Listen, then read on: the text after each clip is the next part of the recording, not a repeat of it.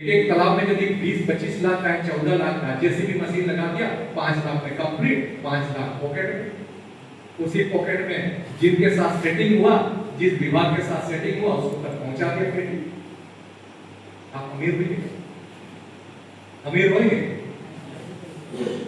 पूरा एनजीओ पूरा सारा आज के समय में सारा मशीन से बन रहा है। क्या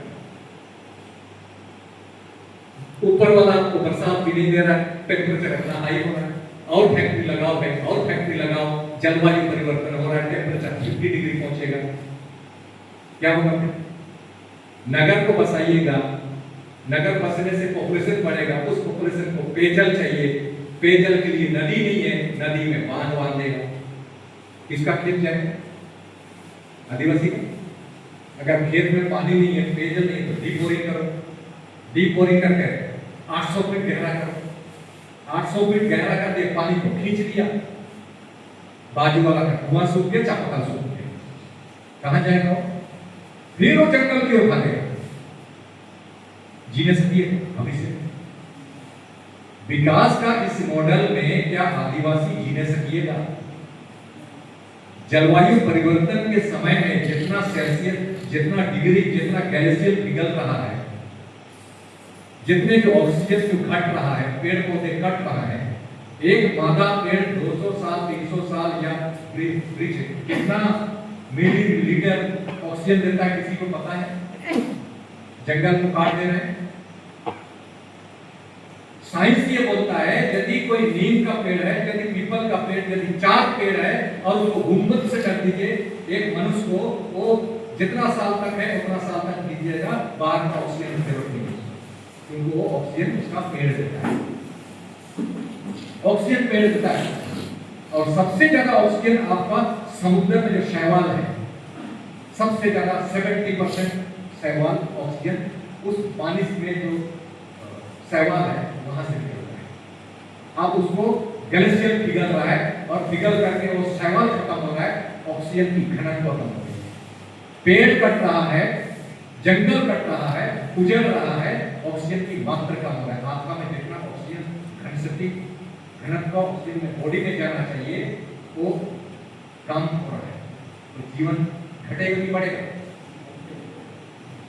घटेगा ना।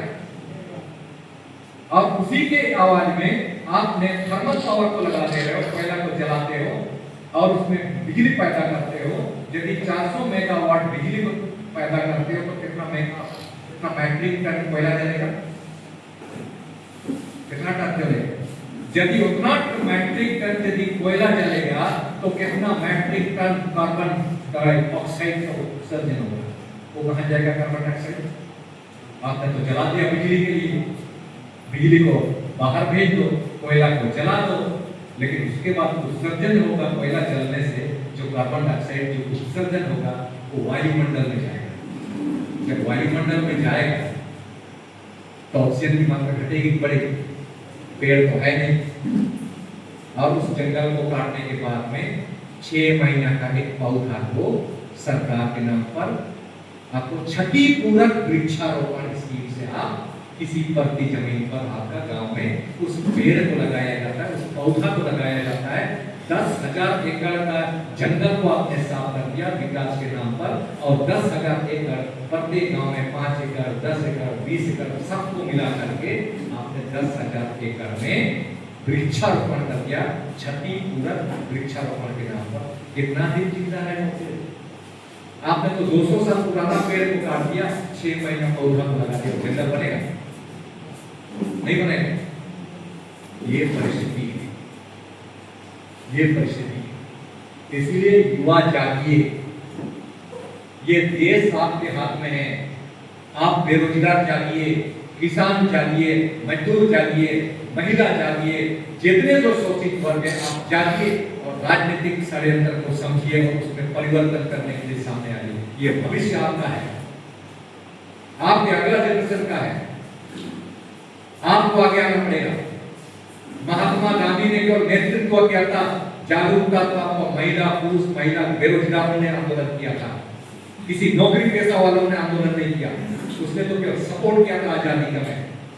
यदि आजादी के संघर्ष में यदि किसी ने नेतृत्व किया तो आपका महात्मा गांधी ने किया था, लेकिन उसके पीछे जो भीड़ थी वो नौकरी करने वालों की नहीं थी, वो भीड़ था गरीब दबे कुचले महिला पुरुषों का भीड़ को, जो कोई किसान था, कोई मजदूर था, कोई बेरोजगार था। नौकरी करने वालों से आंदोलन नहीं होता है। आपको परिवर्तन करना है तो आपको आगे बढ़ना है, क्योंकि आपकी जरूरत है। नौकरी करने वाला तो आज के समय में सक्षम है, कंफर्ट जोन में है। वो कंफर्ट जोन वाला आंदोलन के लिए कभी नहीं आएगा, गिने चुने कुछ लोगों को छोड़ के, अन्यथा कभी नहीं आएगा सामने। आने की जरूरत भी नहीं, उसको पेंशन है, वेतन है, बड़े बड़े बिल्डिंग है, वो सामने नहीं है। आपको अगर अपना भविष्य को बचाना है तो आपको आगे आना पड़ेगा, जागरूक होना पड़ेगा, गांव देश को समझना पड़ेगा, राजनीतिक कूटनीति को समझना पड़ेगा, तानाशाही की ओर जो जा रहा है उसको समझना पड़ेगा।